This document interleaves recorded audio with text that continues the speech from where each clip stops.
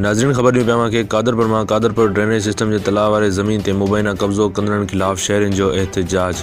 वधीक तफ़सील ॾियूं पिया कि कंदकोट जो बासा रहवासी सैयद सफ़दर शाह शहर जे तलाउ वारे ज़मीन ते कब्ज़ो कयो आहे। तलाउ गुज़िरियल 100 सालनि खां शहर जे गंदे पाणी जे निकाल लाइ इस्तेमाल में रहियो आहे, जॾहिं त शहरियुनि तरफ़ां इन मामले जो केस घोटकी जी अदालत में हलंदड़ आहे। पोइ बि ज़मीन ते कब्ज़े खोर मुख़्तलिफ़ शहर ॾियारींदड़ हरकतूं कंदो रहे थो। शहरियुनि मीर गुलाम सरवर खान सुंदराणी, हाफ़िज़ ताज मोहम्मद भुट्टो, उस्ताद अब्दुल गफ़ूर सुंदराणी, इल्मदीन संगड़ ऐं ॿियनि वधीक ॻाल्हाईंदे चयो त पब्लिक हेल्थ जा वॾा ऑफिसर बि कब्ज़े ग्रुप जा हामी आहिनि। पब्लिक हेल्थ जे नाले मथां कब्ज़ो करे सर्विस ठाहे वई आहे। इन कब्ज़े खे बचाइण लाइ स्कूल जे रस्ते खे सोढ़ो करे भर में नई नाली जो कमु कराए पियो वञे, जेको नासूरो हक़ आहे।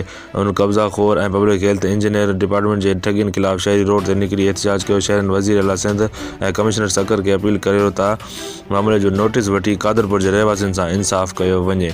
Jahangir Abro, 90 news bureau chief, Sindh.